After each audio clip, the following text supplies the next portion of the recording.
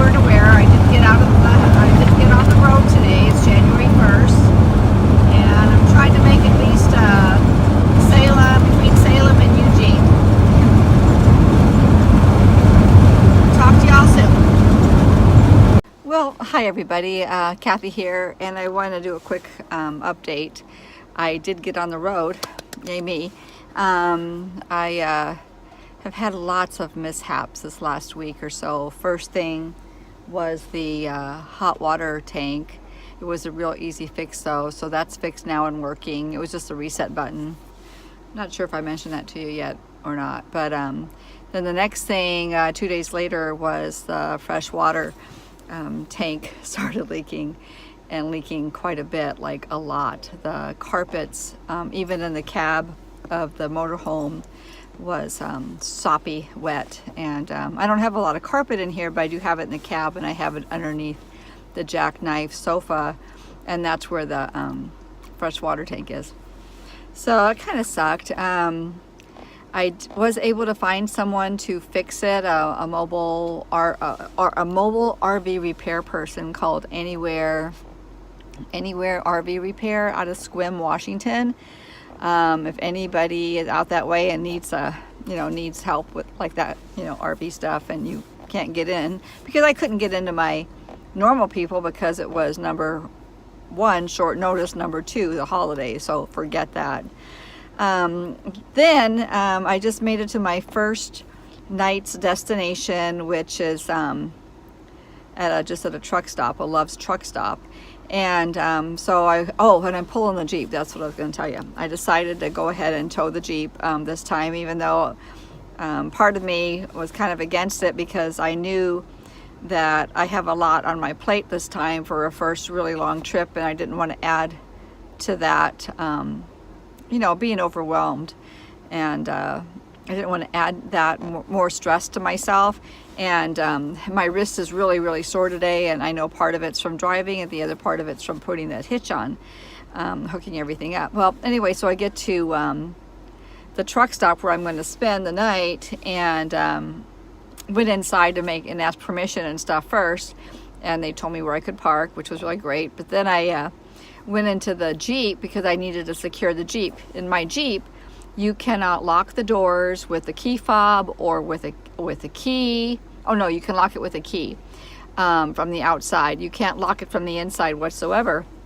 So I wanted to lock it up for the night, but I didn't want to leave the key in the ignition, because when you're driving it, when you're towing it, you leave the key on the on position. And anyway, I want to take the key out, of course, and so I put the auto transmission in park and took the key out, and found out that the car's battery, the Wrangler's battery, is dead, which is a problem because I can't pull it without first starting it and putting the automatic transmission into drive. So now I got to call AAA in the morning and have them come out and give me a jump start so I just could start the car. The alternative would have been leaving the key in the on position, leaving it in drive, and that way I could have driven off in the morning, but I didn't feel comfortable, and locking the doors, but I didn't feel comfortable having a key hanging there, so where anybody could see, and there's lots of bright lights and stuff. I guess I could have thrown a jacket or something over it. I didn't think of that at the time.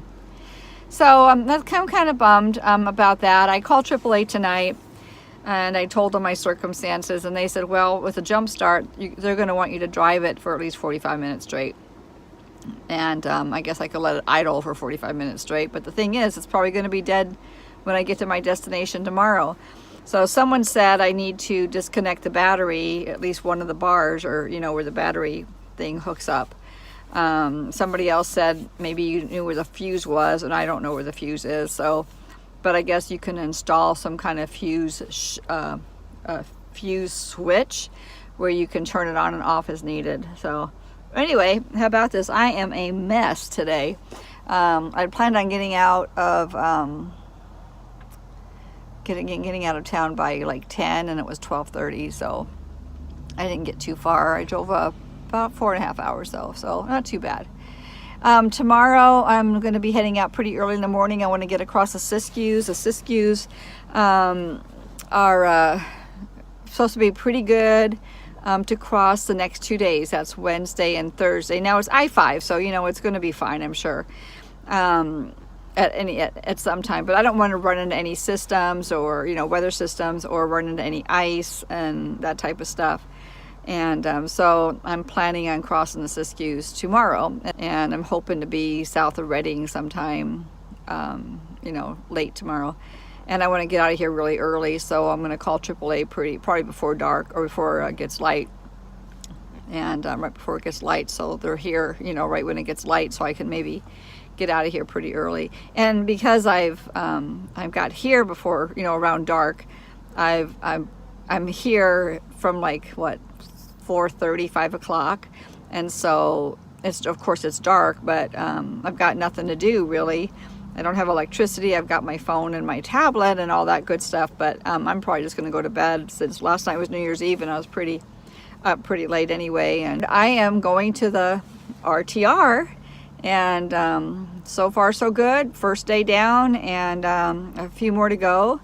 I have a plan to stay over somewhere for a few days before the RTR and a few days after the RTR. So I've got lots of friends and family in the area, so I'm going to do that.